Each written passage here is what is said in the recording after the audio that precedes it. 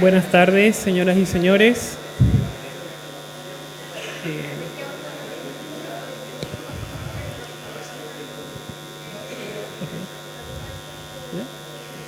Ok, antes de dar inicio a esta actividad, agradeceré silenciar sus celulares. Bueno, saludamos a quienes hoy nos acompañan, en general telespectadores que nos están viendo a través de TV Austral, colaboradores de la Facultad de Ciencias, académicos, queridas alumnas y alumnos.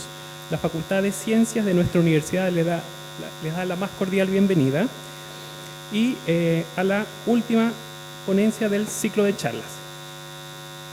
Bueno, para las personas que recientemente no participan de esta actividad, les comento que este ciclo ya es una tradición, se viene dando desde el año 2005 y por tanto este es su 10º año. Bueno, esta actividad está orientada y dirigida a toda la comunidad universitaria como también al público en general.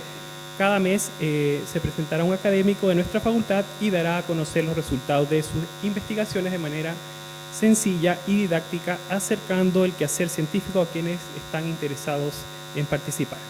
Bueno, para la presente fecha tenemos invitado al doctor Sven Nielsen, académico de Ciencias Ambientales del Instituto de Ciencias Ambientales y Evolutivas. Ok, Sven estudió Geología y Paleontología en la Universidad de Hamburgo, Alemania, e hizo su tesis de grado con un estudio sobre el Triásico del Biobío, Chile. Realizó su doctorado en la misma Universidad de Hamburgo. Durante su doctorado estudió los gastrópodos del Mioceno del centro y sur de Chile. Después de obtener el grado de doctor, efectuó un postdoctorado en el Centro Alemán de Estudios Científicos en Potsdam, Alemania, donde combinó su conocimiento paleontológico con preguntas climáticas y tectónicas. Luego fue profesor asistente auxiliar en la Universidad de Kiel, Alemania, ampliando su campo de trabajo tanto geográficamente como también en los grupos de organismos que trabaja. Desde abril del 2013 trabaja como profesor asociado en el Instituto de Ciencias Ambientales y Evolutivas de la Facultad de Ciencias de la UH. Invitamos al doctor Sven Nielsen, quien nos expondrá la charla titulada Fósiles marinos de los últimos 24 millones de años. Bien. Muchas gracias. Hola, buenas tardes. Voy a hablar de fósiles marinos ya de los últimos 24 millones de años, así que no van a escuchar nada de dinosaurios y nada del estilo, ni de los marinos, ¿ya? Entonces, como para ubicar, eso es como para asustar un poco al público, ¿no?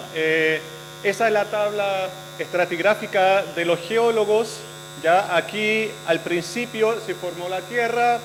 Estamos por el tiempo, las primeras plantas terrestres, etcétera. Acá extinguen los dinosaurios a los 65 millones de años y nosotros vamos a ver solamente una parte muy chica acá, un tiempo para los geólogos medio reciente, ¿ya? Básicamente el tiempo entre los 3 millones y los 23, 24 millones de años atrás. Bueno, localidades, no puedo hablar de todas esas localidades, tampoco me gustaría hacerlo porque sería demasiado. Son localidades a lo largo de Chile que sí traen fósiles marinos de estas edades. Tenemos Círculo Celeste, que son las localidades pliocenas, pliopleistocenas.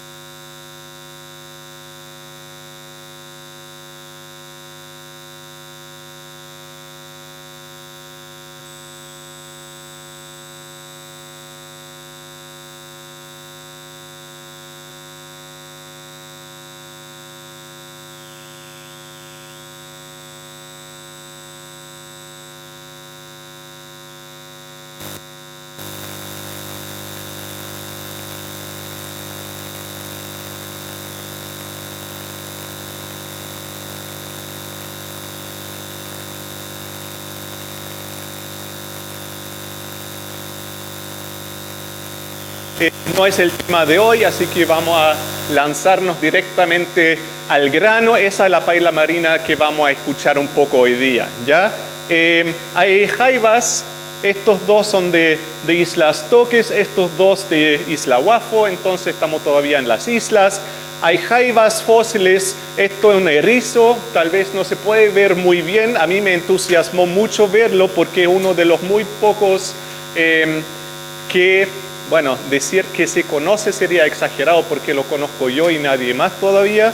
Es un erizo, esto también es un erizo de Isla Wafo, algo más joven, por lo tanto también se ve bueno, casi a primera vista que es algo diferente, ¿ya? Entonces son por lo menos dos erizos diferentes que ya tenemos en las colecciones que no están descritos.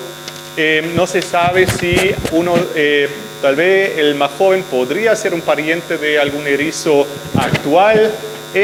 Yo espero que es algo diferente porque toda la fauna tiene más pinta neozelandesa que chilena actual, pero bien. Acá una estrella de mar también de la Isla Wafo. Es efectivamente la única estrella de mar más o menos completa de todo el Neógeno, es decir, de todo ese periodo de tiempo que estamos hablando, los últimos 24 millones de años, la única estrella más o menos completa de todo Chile, de ese tiempo. Bien, para los que no les gusta tanto los invertebrados, también hay un par de huesos. Ya como escala, como buen geólogo, nosotros tenemos más fotos del martillo que de nuestras parejas, ¿ya? No es chiste. Se van a dar cuenta un par de veces más. Estos son dos vértebras de una ballena, ¿ya? Se ve el tamaño, el martillo geológico más o menos tiene ese porte, así que pueden estimar un poco el tamaño de estas vértebras. Hay más huesos asociados a estas vértebras, pero no son muy llamativos a la vista. Y bueno, hay huesos, pero hay bastante hueso en las islas del sur. Vamos a ver más huesos bien al final. Bueno, dejamos las islas porque no tenemos muchos resultados todavía, pero por lo menos el Mioceno es bastante similar, para no decir igual, la fauna bastante similar a la fauna de la Formación Navidad, que se encuentra un poco al sur de San Antonio, en Chile central. Entonces vamos a hacer un salto. Lamentablemente tenía que dejar lo que es Valdivia afuera porque no puedo acceder a mi disco duro porque murió la semana pasada. Pero en todo caso no hay tanta información que realmente es llamativa. Y la Formación Santo Domingo, acá de los alrededores de Valdivia, también tiene la misma edad y una fauna algo similar que la Formación Navidad. Entonces, bien, para trabajar tenemos que ver los datos, es decir, ir a terreno es una cosa, pero para saber lo que hemos encontrado tenemos que consultar obviamente las colecciones antiguas que existen. Esto acá es una foto bastante vieja, lleva más de 10 años ya. Esto soy yo en el centro con colegas de Argentina y de Nueva Zelanda revisando colecciones en el Museo de París. Esto es un trabajo que resultó de esta revisión, revisando en Londres y en París las colecciones de investigadores europeos del siglo XIX. Efectivamente, la colección que hizo Darwin se encuentra en Londres y en París se encuentran las colecciones de Dorbini y también de UP, o sea, lo que describió UP, que en realidad es la colección que hizo Claudio Gay. Entonces, estos son los materiales que describieron ellos, y estos nombres obviamente tenemos que ocupar porque son los más antiguos que están dando vuelta en la literatura. Hay más trabajos que hemos hecho a lo largo de los años describiendo muchas especies nuevas, reconociendo especies ya descritas en otras regiones, etcétera, etcétera. La preservación, sobre todo en la formación Navidad, pero también en Chiloé, es espectacular. En este caso, esto es un nautiloideo, ya pariente de Nautilus, un muy lejano pariente de los amonites. En realidad es más bien un pulpo con concha, se podría decir. No es muy exacto, pero está más o menos correcto. Y estos animales tienen una concha que está compuesto, por lo menos al interior, por nácar, y este nácar se puede ver acá y parece con el microscopio electrónico como si fuera una concha actual de algún molusco, ¿ya? Así es la preservación en el Mioceno, y eso nos indica ese tipo de preservación que podemos reconocer las estructuras. La microestructura de esas conchas nos indica que podemos jugar mucho más con esas conchas, que podemos analizar la geoquímica de estas conchas, es decir, ver ciertos isótopos, por ejemplo, para calcular las temperaturas del agua. Podemos usar otros isótopos para calcular la edad, etcétera, etcétera. Y los datos deberían ser buenos porque la concha es original, es prístina, ya no tiene ninguna alteración. Esto es bueno. Lo otro que estamos usando son microfósiles, básicamente foraminíferos planctónicos. Foraminíferos se puede decir, para los que no los ubican, son unas amebas con concha, ¿ya? Que viven en el plancton, como dice el término planctónico, y por lo tanto tienen una distribución bastante amplia y se puede ver en diferentes partes del mundo en qué tiempo geológico aparecen en ciertas secciones geológicas, y por lo tanto se arma un constructo bastante preciso para determinar la edad de la roca. Bueno, esto lo hacemos con los foraminíferos planctónicos, los foraminíferos bentónicos, que son los que viven en el fondo del mar. Los podemos usar para calcular la profundidad del agua en que se sedimentó nuestro depósito de donde estamos sacando las muestras. Y estos foraminíferos bentónicos nos indican que todas las cuencas miocénicas, es decir, todos los depósitos de Navidad, de Arauco, de Chiloé y de los chonos se depositaron en grandes profundidades. Aparece que por los 1000 metros de profundidad de agua. El otro grupo que hemos mirado, pero más bien superficial, son los ostracos, que son unos cangrejitos chiquititos, también con una concha calcárea. Esa es la gran ventaja, que se preserva bien, preservan bien esas conchas calcáreas, y estos ostracos también indican grandes profundidades de agua.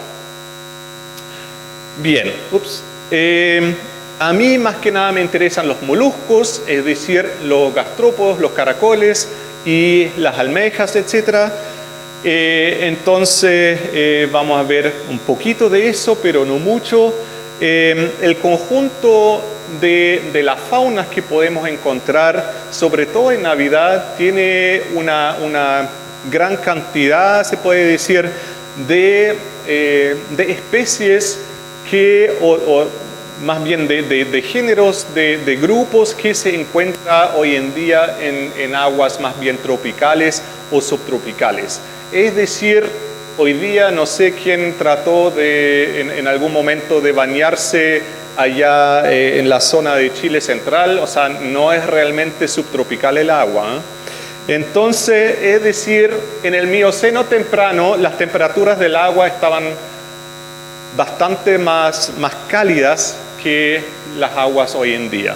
Y eso lo hemos calculado, no con isótopos todavía, lamentablemente. Eso también es una cosa que queda por hacer, pero revisando géneros que todavía existen, que están vivos con otras especies, pero que están vivos hoy en día, y mirando cuál es el límite más frío en el agua, hasta dónde llegan estos géneros, y con eso se puede estimar, digamos, una temperatura mínima que se debería poder aplicar para el Mioceno de Chile y efectivamente, bueno, si ustedes encuentran un caracol así o uno pariente de esto o estos son bien famosos, ¿no? Estos son todos grupos más bien de aguas cálidas, entonces estos son los grupos que hemos revisado y efectivamente en paréntesis son las temperaturas actuales del agua y los que están arriba son los calculados en base a estos moluscos, es decir que el agua era por lo menos 5 grados más cálido que hoy en día. Bueno, a priori 5 grados no suena tanto, ¿no? Pero 5 grados promedio es bastante. Entonces, la fauna es bastante diferente en el Mioceno inferior que la fauna actual en Chile y efectivamente encontramos muy pocos parientes de la fauna actual que ya existen o existían en el Mioceno temprano, es decir, hace unos 20 millones de años. Ya la fauna era muy diferente y como mencioné antes, la fauna tiene mucho en común con la fauna de Nueva Zelanda. Bueno, como se llega de Nueva Zelanda a Chile o viceversa, no es el tema de hoy, pero también es bastante interesante. Bueno, estos es el cálculo de la temperatura y lo otro es que estos son las especies que hemos usado, las especies justamente tropicales, subtropicales, para estimar esta temperatura y como se puede ver fácilmente, hay mucho más de estos animales presentes en Chile central que hacia el sur, que no sorprende nada, ¿no? En el Mioceno también, aunque era más cálido, el gradiente era como hoy, es decir, hacia el norte más calor y hacia el sur más frío. Y eso se refleja bastante bien en estos datos. Bueno, eso no se aplica solamente para los grupos de aguas cálidas, sino para la fauna en general.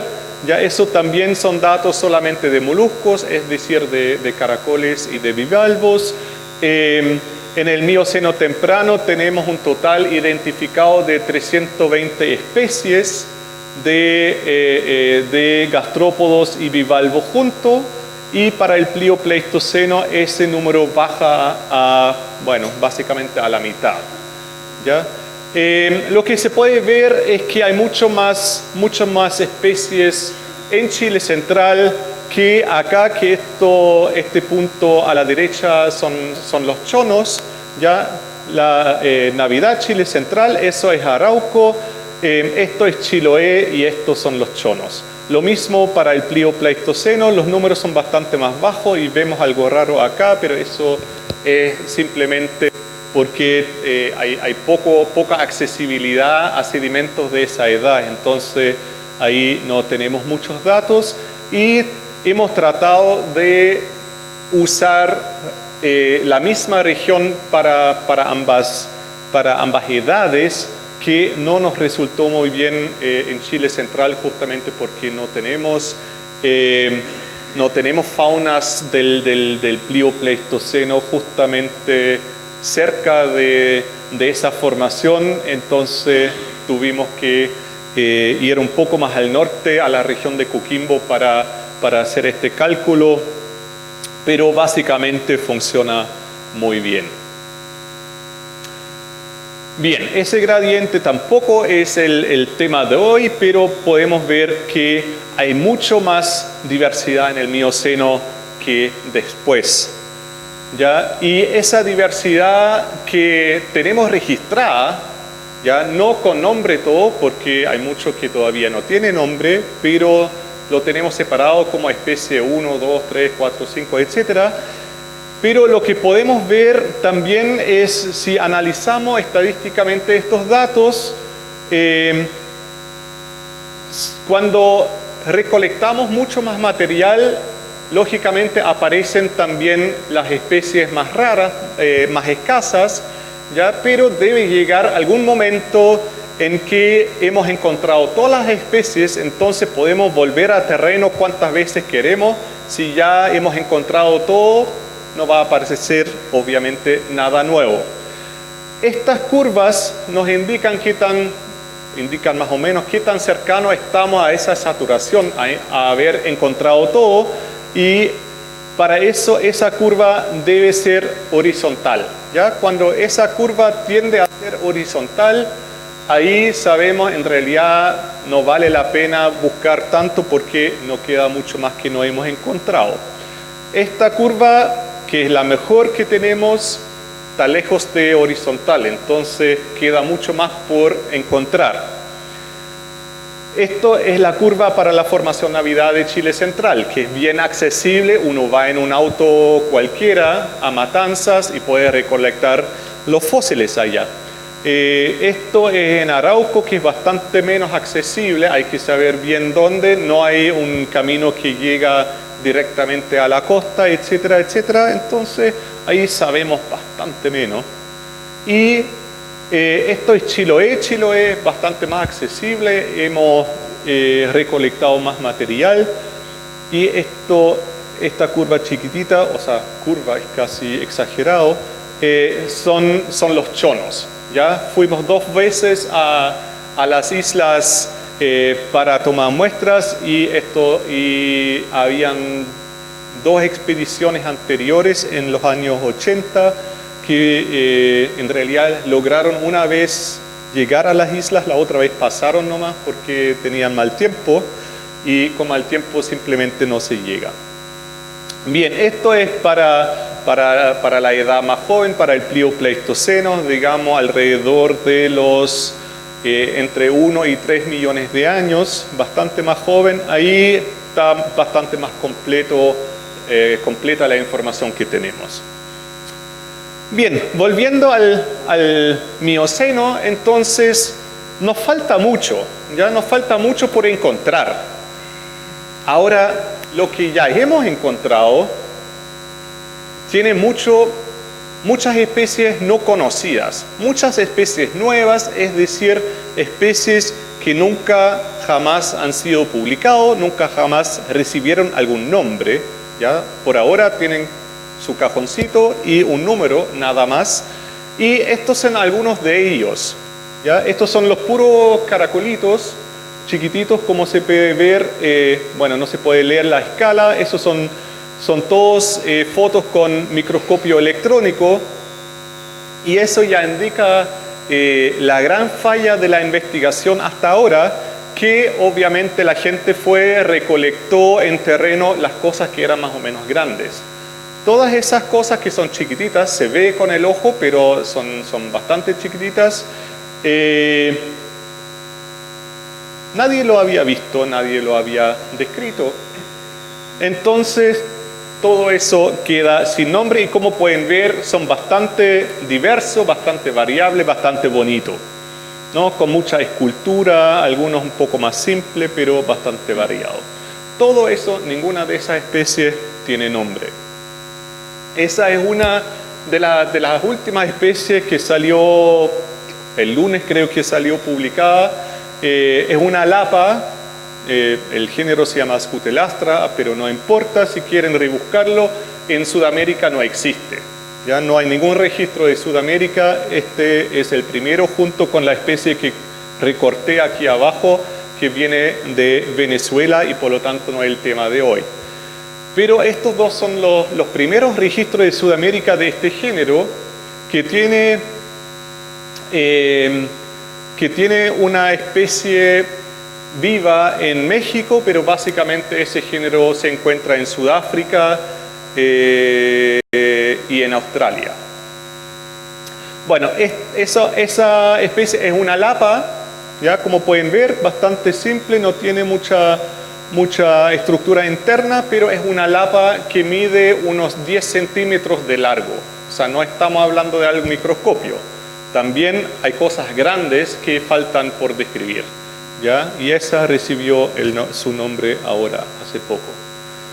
Bastante grande, 10 centímetros. O sea, bueno, yo la encontré no en terreno, yo la encontré en el Museo Nacional de Historia Natural en Santiago, y el curador de ese tiempo, yo le pregunté, oye, ¿y esto? Lo miró, ¿dónde encontraste eso? No, en el cajón por ahí. No lo conozco. Lo sacó, lo miró, parece que sí lo conozco porque eso lo escribí yo.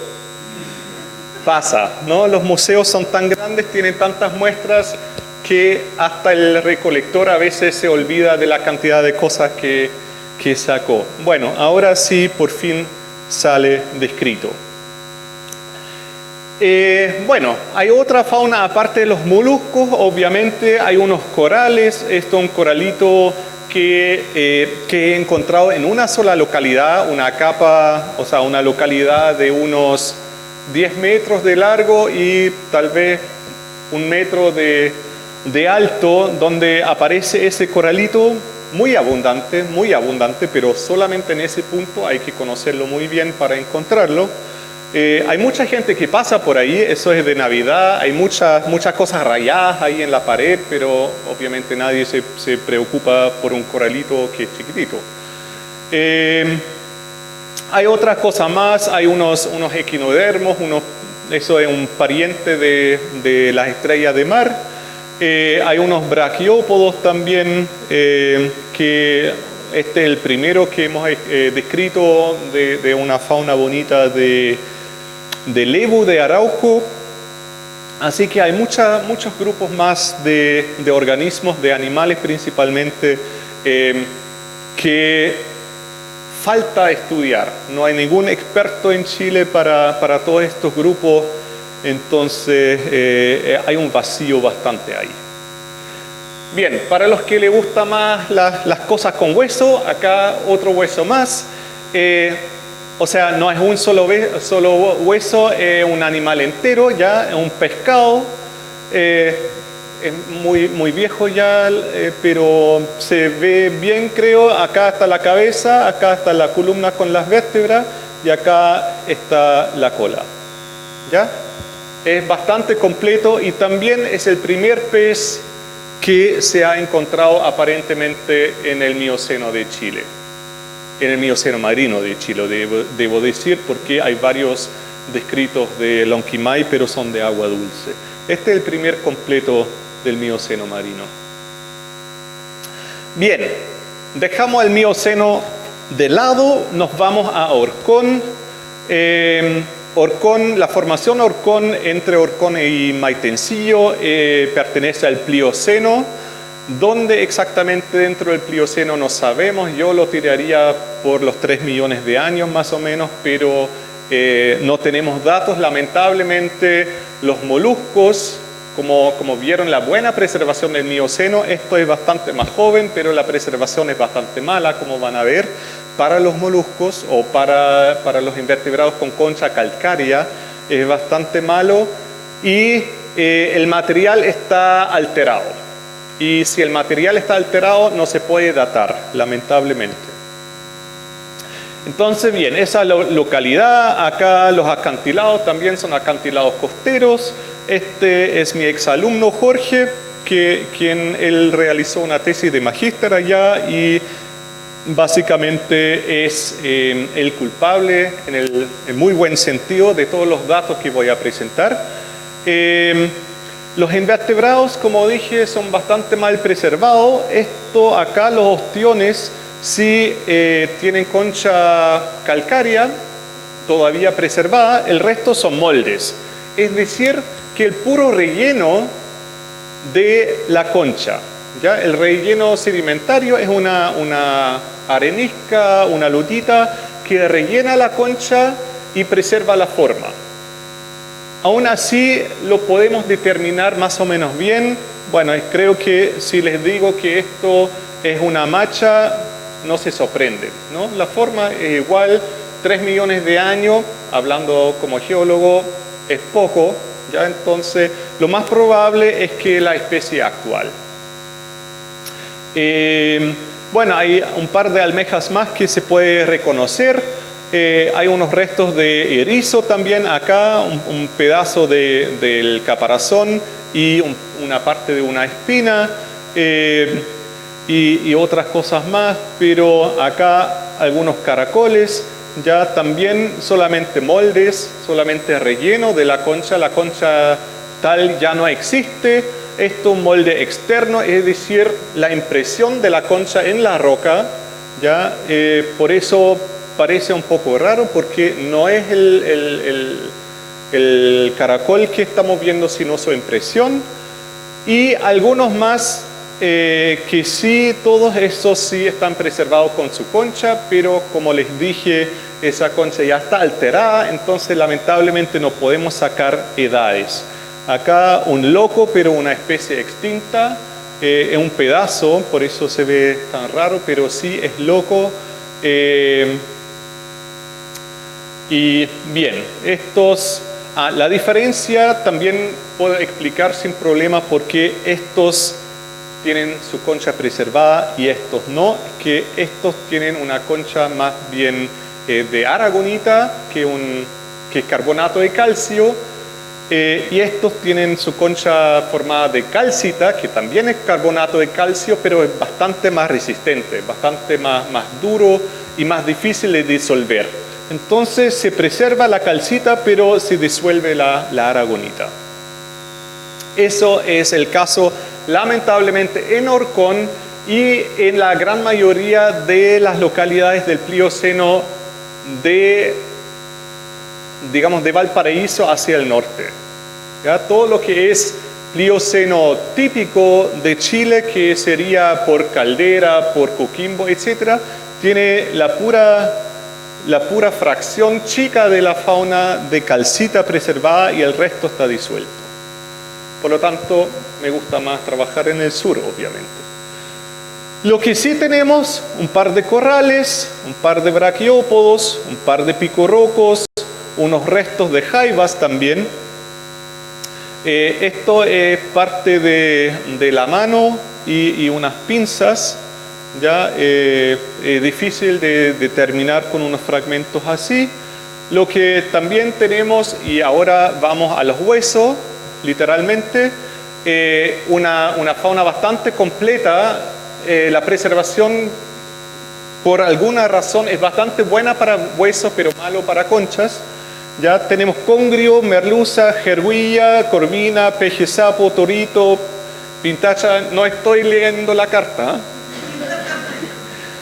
babunco, róbalo, pez espada, dos diferentes lenguados, ¿ya? Todo representado básicamente por vértebras, que se puede distinguir bien, se puede reconocer bien, y lo más probable, aunque no es seguro, es que son las especies actuales ya. Ahora, basado en una vértebra es difícil, es la especie actual. Para eso, en realidad, hay que estudiar una piedra, digamos, que se encuentra en el oído del pez, y con eso sí se puede diferenciar si es la misma especie o no. Estos lo tenemos bastante abundante en el Mioceno, lamentablemente no es tan trabajado tampoco, pero en el Plioceno no lo hemos encontrado. Estas piedras que son de calcita y por lo tanto deberían estar. Bueno, no solamente hay peces óseos, sino también hay condrictios, es decir, tiburones y parientes. Ya hay muchos dientes de tiburón que se puede encontrar ahí, mucha diversidad también. Es la localidad con la diversidad más alta de tiburones en todo Chile y creo en toda Latinoamérica por el momento de esa edad, que no es porque tiene tanto, es porque falta mucho trabajo en otras localidades. Esto fue bastante lindo verlo. En Orcón encontramos restos de un pingüino, y la sorpresa fue que no solamente podemos encontrar pingüinos como los pingüinos que se encuentran en Chile bastante frecuente, como el Humboldt o el pingüino de Magallanes, ya no es un pariente de ellos, sino también tenemos pariente de pingüinos crestados, estos que tienen como esas cejas amarillas, ¿ya? Y es el primer fósil del Plioceno de ese grupo de pingüinos, una especie nueva, Eudiptes calauina le pusimos, calauina viene del idioma yagan, el nombre que ellos tienen para el pingüino macaroni. Bien, también hemos encontrado restos de los pingüinos comunes, digamos, como parientes del pingüino magellánico o Humboldt, pero ahí los restos no son buenos para decir qué especie es, entonces lo dejamos abierto, también lo reconocimos, pero hay que dejarlo que ya está presente ese grupo de pingüinos también, pero lo más interesante es. Además hay más pájaros, hay pardela, que este hueso negro con este más amarillo es un hueso equivalente actual. Lo más probable es bastante similar a la pardela sombría. Acá una foto sacada de Wikipedia. Y también hay un cormorán chico presente, no es este, es algún cormorán chico, ¿ya? Eso es solamente una imagen para visualizarlo. Tenemos muchos huesos de ese cormorán, acá toda la parte verde de las alas, acá estas son las alas, ¿ya? Esta parte verde son las partes que tenemos, lo blanco es lo que falta, entonces bastante completo para un ejemplar. Lo dejamos sin describir porque el colega que más conoce de aves nos dijo, o sea, el primer autor de ese trabajo nos dijo, ¿sabes qué? Lo dejamos así porque hay material bastante más completo de otro sitio, tampoco descrito, y sería mejor basar la especie nueva en el material más completo, obvio. Entonces lo dejamos como un cormorán chico nomás. Y bien, entonces la diversidad de aves marinas de Orcón es relativamente alta para registro fósil. Hay más registro en el norte de Chile y en el sur de Perú, que tienen una pinta bastante más de aguas más cálidas, y el registro más completo de una avifauna un poco más templada, ¿ya? Por lo tanto, igual es bastante interesante ese registro. Lamentablemente no hay buenos registros de aves más al sur, hasta el momento por lo menos. Y bien, lo que también tenemos es el registro más antiguo de lobos marinos del grupo que vive actualmente en Chile, ¿ya? Este es un sacro de un lobo marino que pertenece al grupo de los lobos que podemos encontrar en la feria fluvial, ¿ya? Los lobos marinos que se han encontrado, por ejemplo, en Caldera, en toda esa región, son un grupo de lobos marinos que ya no se encuentra acá, ¿ya? Son más antiguos, pero no tienen parientes vivas en Chile. Este sí, es pariente de los lobos marinos actuales de acá y el registro más antiguo. Bien, entonces podemos calcular también basado en esa fauna. Lo voy a hacer muy rápido porque esto es, normalmente mirarlo es como bien fome, pero si juntamos los datos de los invertebrados mirando dónde están viviendo actualmente, podemos ver que es una zona bastante costera. Eso combina bien con la gran mayoría de los peces. Entonces estamos hablando de un depósito de agua bien somera para Orcón. Ya eso calza en el fondo con todos los datos que tenemos, con los picorocos, etcétera, etcétera. Lo otro, las temperaturas. Las temperaturas estaban ya templadas, no son no tan cálidas como uno puede esperar basado en la literatura que está dando vuelta de temperaturas bastante altas y un El Niño permanente en el Plioceno que está en la literatura. Nosotros no podemos ver eso reflejado en la costa de Chile. La temperatura es bastante similar a la actual deducido de esta fauna. Entonces, lo que queda, unos más de 200 especies de moluscos no están descritos, ¿ya? Hay que describir eso, hay que darle un nombre. No sé cuántos ostrácodos hay en las muestras del Mioceno. Aparentemente, un primer conteo da como por 150 especies, pero no tengo idea cuántos de esos ya tienen nombre. Los foraminíferos, por suerte, están resueltos. En diciembre, el diciembre pasado salió una monografía para los foraminíferos del Mioceno chileno. Lo que sí hay que verificar para los chonos, si efectivamente es precisamente la misma edad y la misma profundidad, y para los afloramientos acá cerca también. Los equinodermos, les mostré unos erizos, unas estrellas, todo eso no está descrito. Los corales, hay un nombre dando vuelta, pero a lo largo de 24 millones de años es muy poco probable que es la especie actual. Están los peces, etc. Entonces queda mucho por hacer, muy interesante a los chicos de geología. Si les interesa algún tema de ese a futuro, piénsanlo.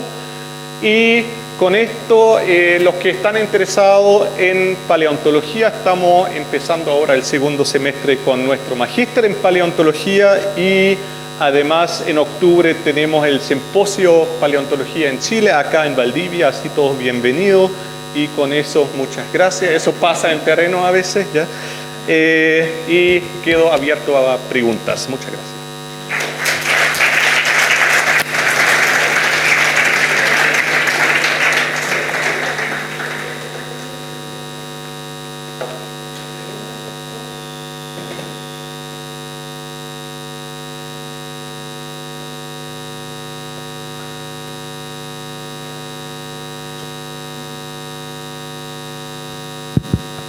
Hola Sven, súper buena, me encantó, de veras.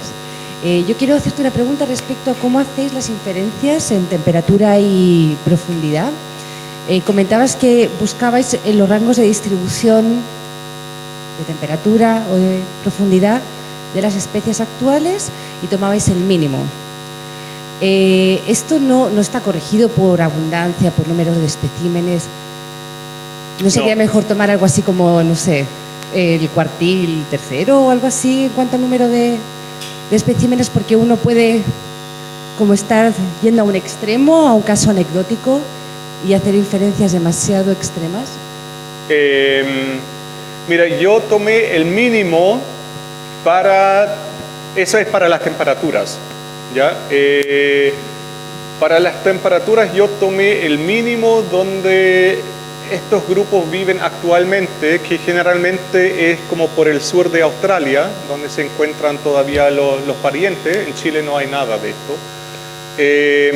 Tomé el mínimo para llegar a la temperatura más conservadora, más baja, que es razonable. Yo creo que las temperaturas estaban más altas, pero eso no se puede discutir en base a relativamente pocos materiales.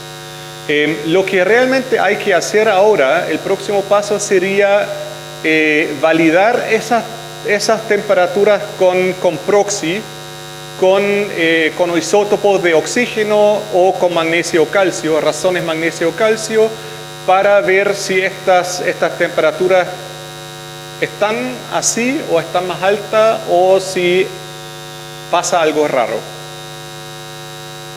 O sea, eso normalmente en paleontología, paleoceanografía, se usa estos proxy geoquímicos más bien para calcular temperaturas. Pero en este momento, como paleontólogo un poco aislado, rodeado de puros geólogos, donde trabajaba, cuando hice ese trabajo, era un poco complicado entusiasmar a alguien a hacer la geoquímica para eso.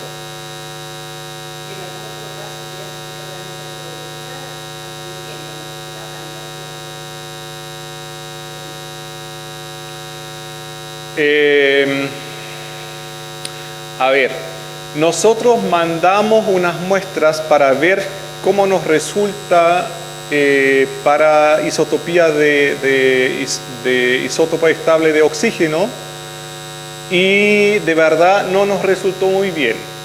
Eso lo hicimos porque un revisor de un manuscrito lo exigió.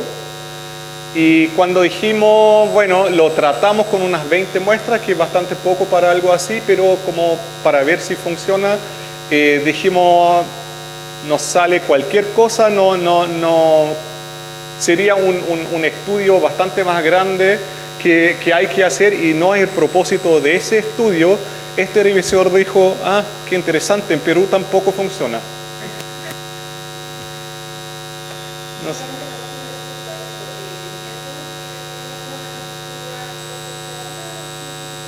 Sí, para eso la idea es, eso es parte de mi Fondesit, la idea es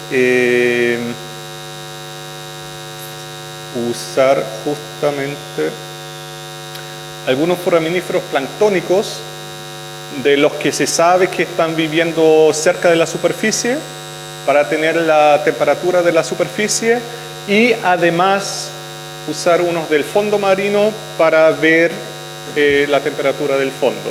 Pero básicamente estamos hablando de temperaturas superficiales, entonces eso serían las muestras adecuadas para sacar esa temperatura.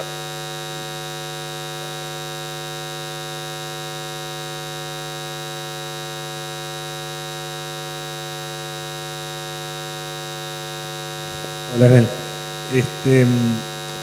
Una pregunta sobre el material en general, ¿verdad? Sobre las colecciones. Tú mencionaste o mostraste que algunos de estos están en Europa, ¿verdad? Parte del material, un holotipo está en el Museo de Historia Natural de Santiago. Y la pregunta es bien general, en líneas generales, ¿eso está acá en Chile? ¿El material está depositado acá en la Austral? ¿Qué colecciones hay que visitar más o menos para trabajar con esta fauna? La gran mayoría, o sea, aparte de revisar las colecciones que existen en museos, ya las que mencioné de Londres y París son las principales históricas.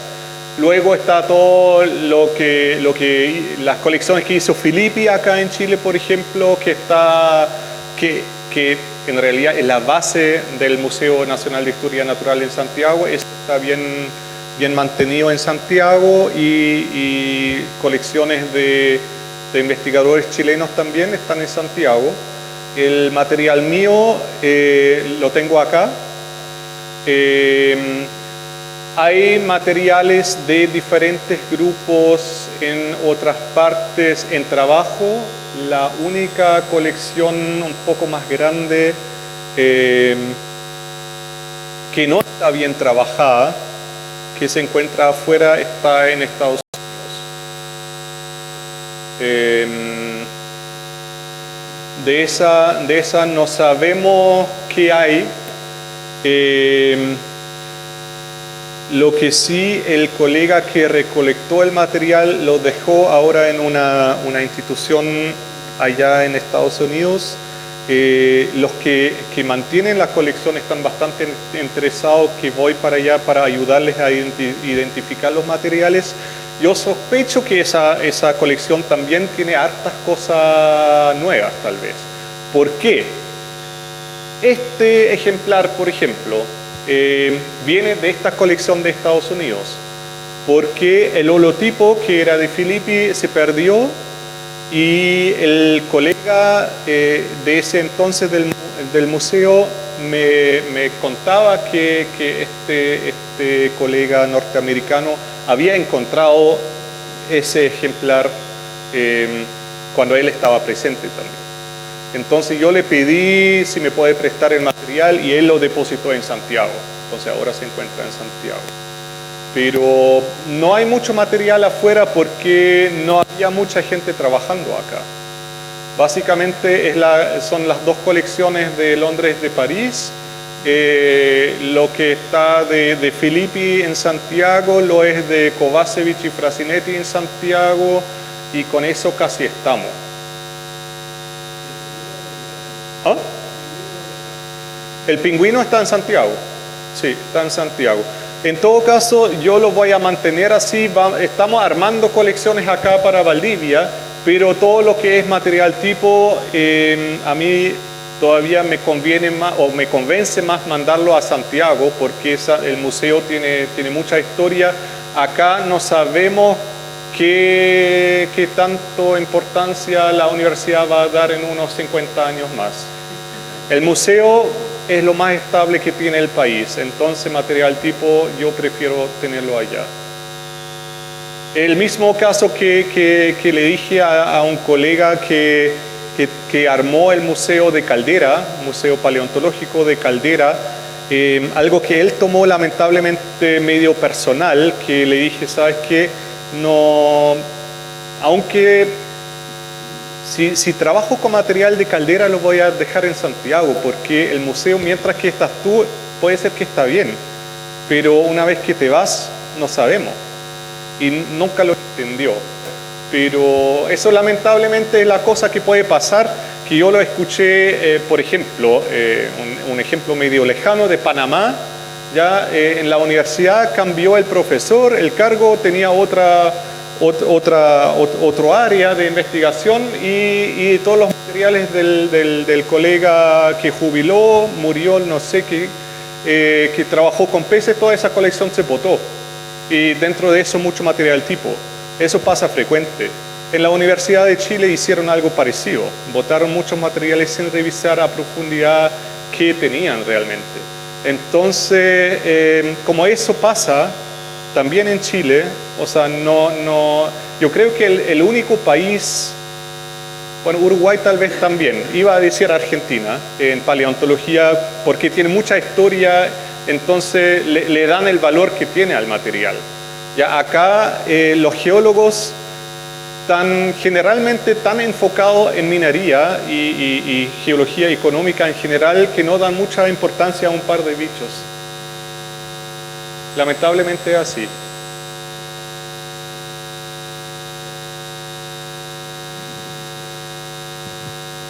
Sven, ¿es posible que a partir de los moldes internos o de las impresiones externas que dejan los fósiles pueda extraerse algún tipo de estructura, algún tipo de información que sea posible datar la especie de fósiles? Y te hago la pregunta de otra manera, o sea, ¿cuáles son las características, los requerimientos mínimos que debería tener un fósil para poder datarlo? Depende mucho del fósil y no tenemos solamente los fósiles. O sea, hay varios métodos que podemos usar para datar. En el caso de bioestratigrafía, cuando estamos trabajando con los foramíferos mismos, ya que son para esas cosas, esos depósitos más jóvenes, son la mejor herramienta que tenemos, ya porque sabemos el rango de edad en que vivía tal especie.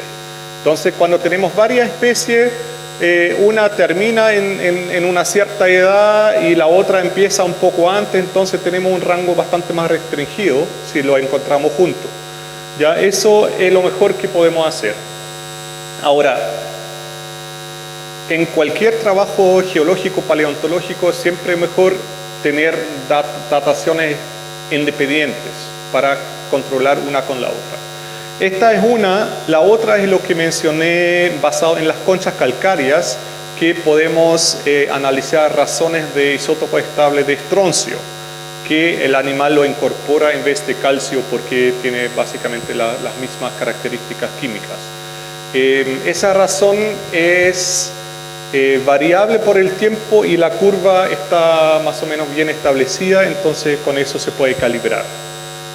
Pero eso funciona solamente si la concha está bien preservada, original, no tiene modificaciones posteriores de la química. A eso me refiero, el espécimen en sí, o sea, Sí. solamente la concha. No hay Sí. ninguna posibilidad de que la impresión en los moldes pueda quedar algún resto de estructura que pueda ser posible de ver. No, del fósil mismo no, o por lo menos ahora no me ocurre nada. Lo que sí podemos hacer es datar los sedimentos donde se encuentran los fósiles, y ahí pueden haber, no sé, cristales o digamos, sedimento o roca volcánica, ¿ya? Unos vidrios, por ejemplo, que se encuentran en el sedimento marino, unos vidrios volcánicos que se puede usar para datar, por ejemplo, con otro método geoquímico, con elementos que se decaen. ¿Ya? Eso también podemos usar, con suerte.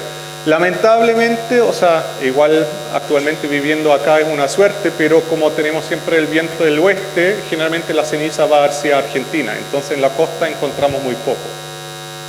Ya, eso es, para ese tipo de estudio es una lástima. Tenemos muy pocas cenizas que se podría usar para datar.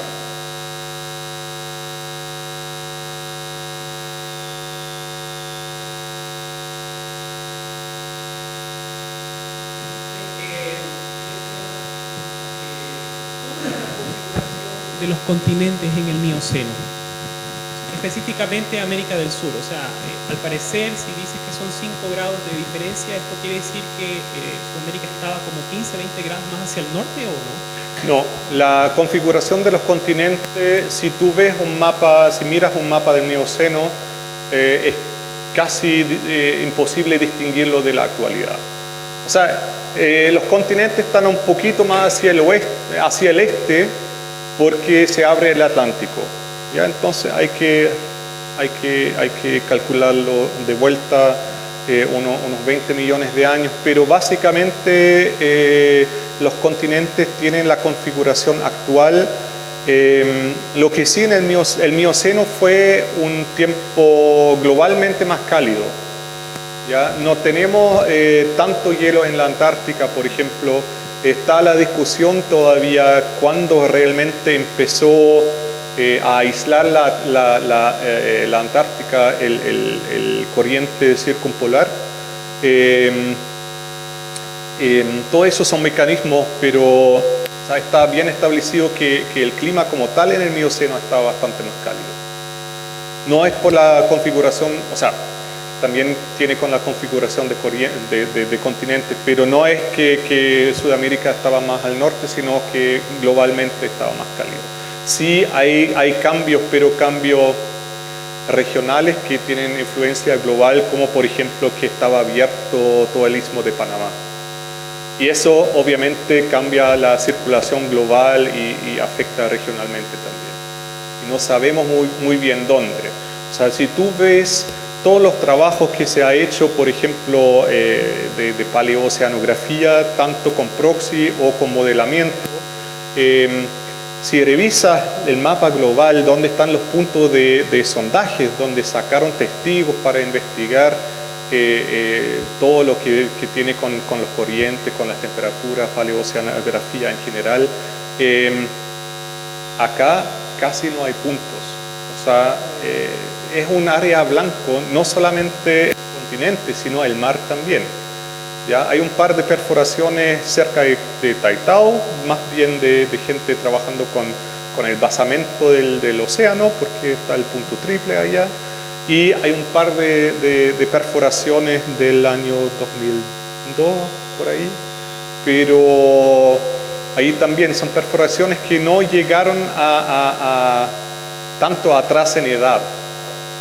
¿Ya? Entonces, en modelos también es un área bastante poco conocido, porque no es solamente, o sea, no es solamente la latitud del continente o de la región que estamos viendo, porque Chile está en latitudes bastante cálidas. Lo que pasa es que tenemos el corriente de Humboldt.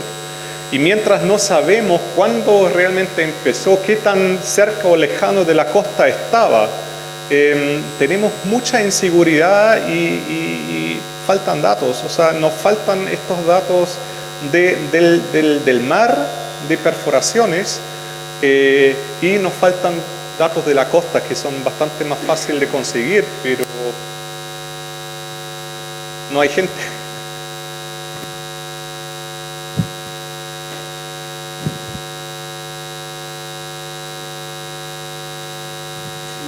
¿Y es posible entonces, con la poca información que existe, establecer algún tipo de distribución de estos animales en el planeta en ese tiempo? Sí se puede, porque en otras áreas hay bastante más estudio. O sea, por ejemplo, faunas de la misma edad de Nueva Zelanda están bastante bien conocidos. O sea, los neozelandeses también tienen como 2000 especies que tienen catalogados sin nombre. pero está en general bastante mejor conocido. Por eso sabemos que las faunas de acá del Mioceno son muy similares de cierta forma, aunque todas las especies son diferentes. O sea, pertenecen al mismo género, son parientes, pero no son las mismas especies. Entonces no se puede hablar de distribución global de las especies, porque las especies son propias de acá. Llegan hasta el sur de Perú.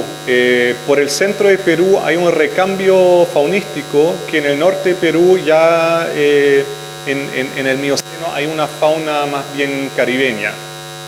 Ya como el istmo estaba abierto, es como muy similar al Caribe en el norte de Perú, y no sabemos muy exacto dónde, pero por el centro de Perú hay un quiebre, un límite biogeográfico, y el sur de Perú, en el fondo, hablando de fauna, sería chileno, para decirlo así.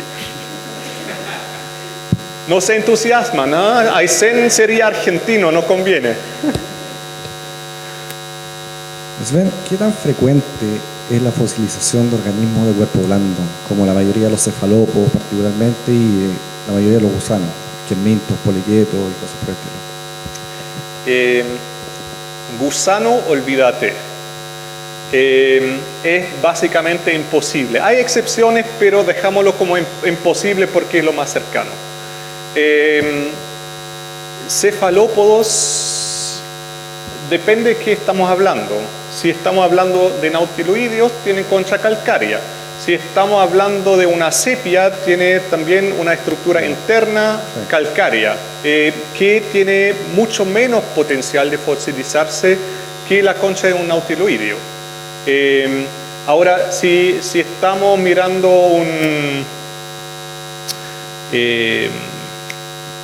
calmar, ya tiene la pluma, que es córnea, básicamente orgánica, que ahí ya estamos en un rango que es casi imposible que se fosiliza.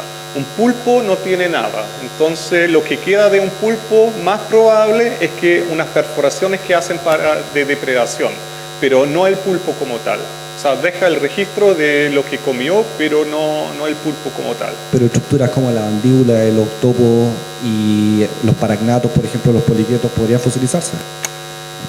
Debería. El problema es, lo mismo pasa con los moluscos, con la rádula, ¿ya? que tienen dientecitos bien mineralizados, pero básicamente no hay registro fósil de estas estructuras. No sé muy bien por qué. O sea, siempre hay unas localidades donde hay preservación excepcional y se encuentran esas estructuras in situ. Ya en casos donde tenemos también fosilización de parte blanda, etc. Pero en fosilización normal, que aplica a todo esto, no se ha encontrado eso. Ahora, el problema si se encuentra, poliquetos tienen diferentes dientes, etcétera, etcétera, se desarma la construcción como tal y quedan los dientes aislados. Entonces, identificar esto es difícil. Ahora, si se encuentra no sería imposible. O sea, generalmente hoy en día, cuando todo el mundo en biología está trabajando más molecular, etcétera, casi no hay gente que describen las partes visibles, digamos. ¿Ya? No el organismo como tal y menos todos los huesos.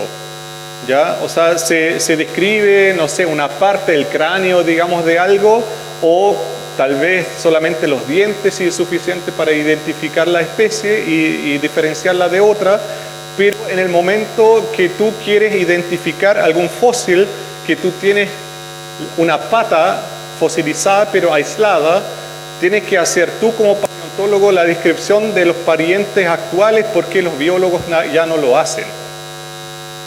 Y lo mismo sería con poliquetos.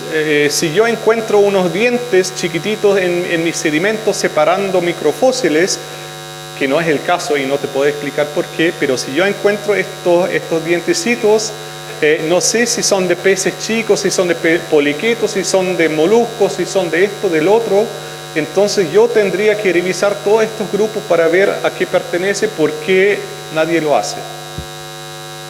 Pero no te puedo decir por qué, la respuesta corta es no se encuentra. Y eso aún así que hay grupos que mineralizan materiales bastante duras y bastante hasta magnetita, o sea, un óxido de fierro, ya dientes de óxido de fierro, y no se encuentra fósil.